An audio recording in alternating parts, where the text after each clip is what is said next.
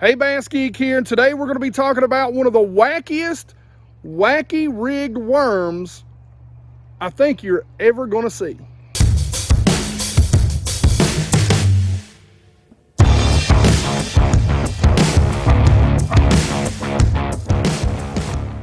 What's going on, BassGeek Nation? Hey guys, again, I want to say thanks for all the support.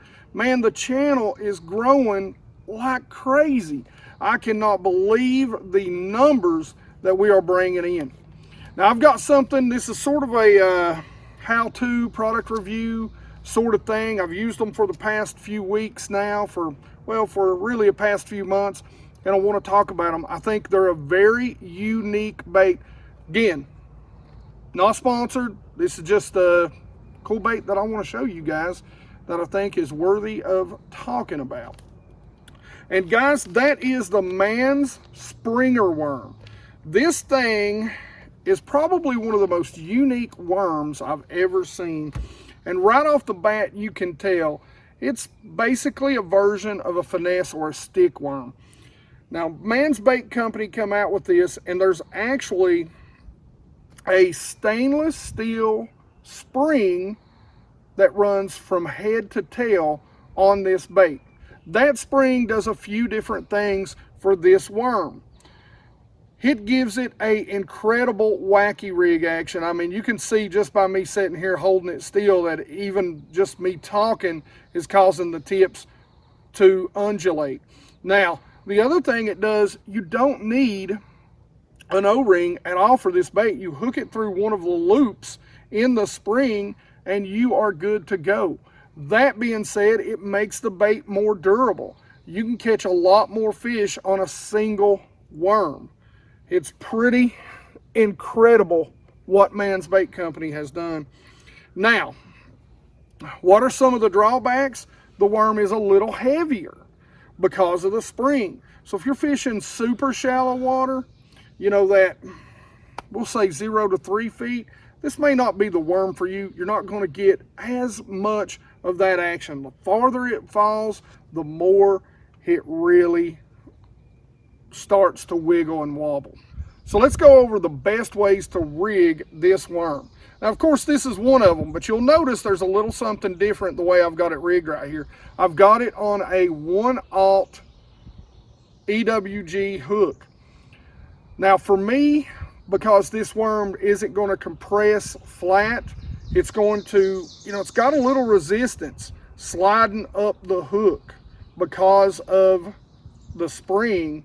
One of the things I would highly recommend you using is a bigger bite, bigger gapped hook so that you make sure you get the fish hooked up. So if you use, let's say, a #1 or a 1/0 hook, circle hook, wacky rig hook, you're probably going to want to go up to at least that 2/0 circle or wacky rig hook. Weedless should work fine, but you're going to want to just make sure that you're using a little bigger hook. I like the #1 or the 1/0. These are Gamakatsu EWGs. You can even see this is in the red. You can use your favorite. If you have to use a weedless wacky, like I said, make sure you're using that 2/0 so you've got a little bigger bite, because this thing is going to, that wire makes it harder for it to slide up the hook and get out of the way. All right, so there's 2 ways to rig this. I want to go over the first way, and of course that's the most common, the wacky rig. You'll see a little nipple in the center of the worm. What you're going to want to do is take your hook through that little nipple. You're going to turn it sideways so you grab 1 to 2 of these spring loops inside, and then you're just going to come out the other side. Much in the same way if you were only putting a single O-ring on a stick bait to begin with. The second way I would rig this is literally nose hook it. Now, this is a 1/0 weedless wacky. If I was going to do this, I probably wouldn't use a weedless unless I was around some sort of brush. But I would probably go up to a 2, even if you can find it, a 3/0. And again, it wouldn't be a bad thing to rig it on a #1 or a 1/0 EWG. What's great about this is that this worm still falls horizontally, and it still has the same on slack line. That's the thing, you have to give it slack line here. It still has the same wobble action as the worm is falling. Now you might look at this and you might think, well, I'm going to put it on a drop shot. I will tell you, this worm is heavier than most of your standard stick baits. So as far as water depths, I would probably start using this when I was fishing out from that 3 foot or deeper. It's got a faster rate of fall than most of your other stick baits, but it is a little heavier, and that's going to bring us to rod, reel, and line setup. Let's talk about rod, reel, and line setup. Guys, your favorite Wacky setup should work just fine. You know, I like it on, generally because this is a little heavier worm, 8-pound test. You can go to 6, you can go up to as much as 10, even 12 if you'd like, if you're fishing around heavy cover.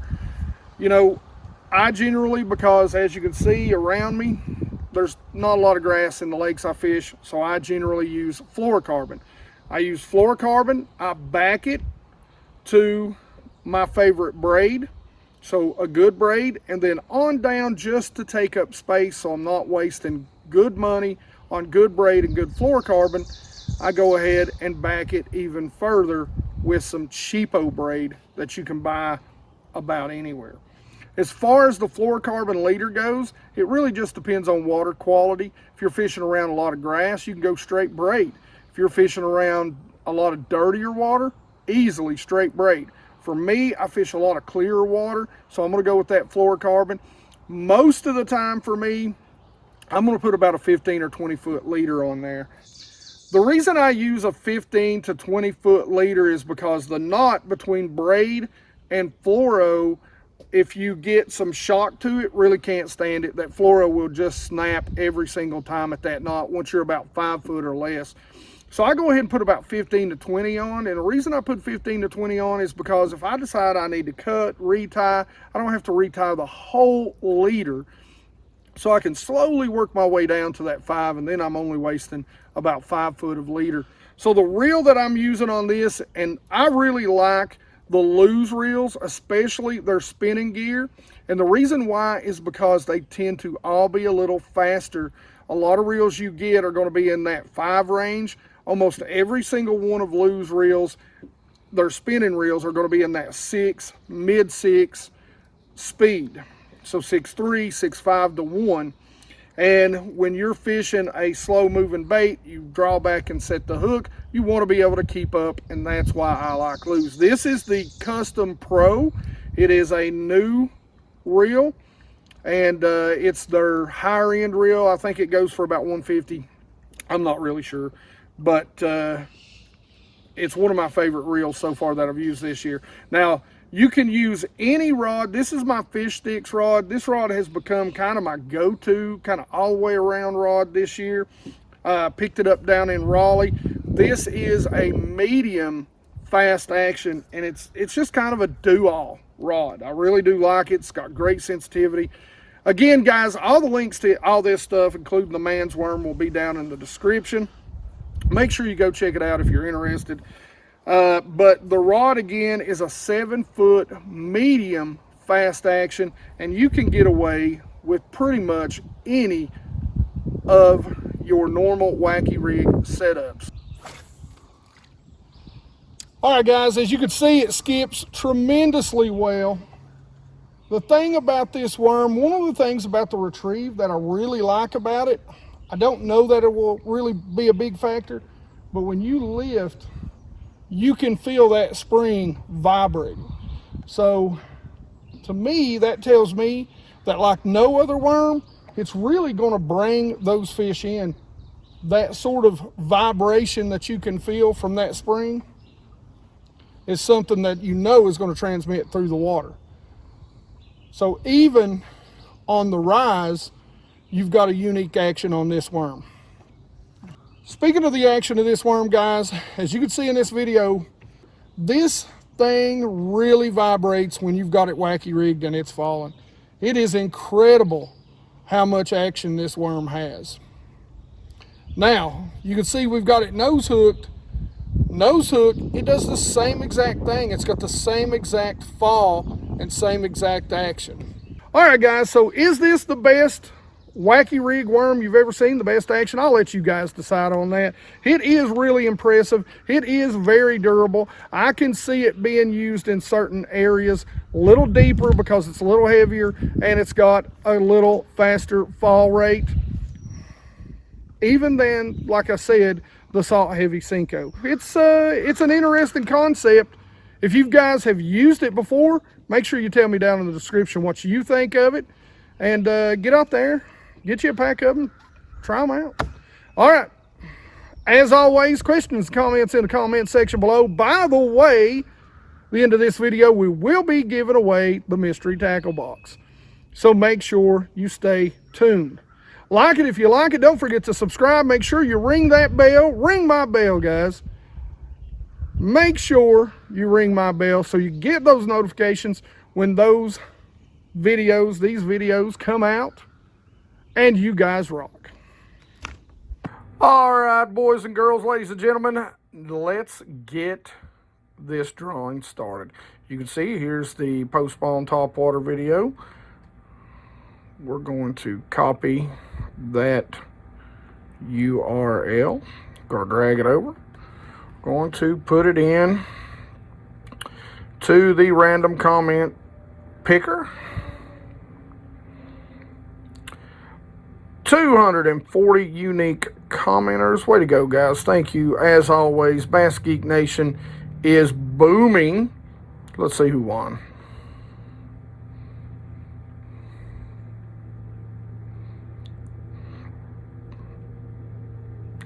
Jeff Louderback,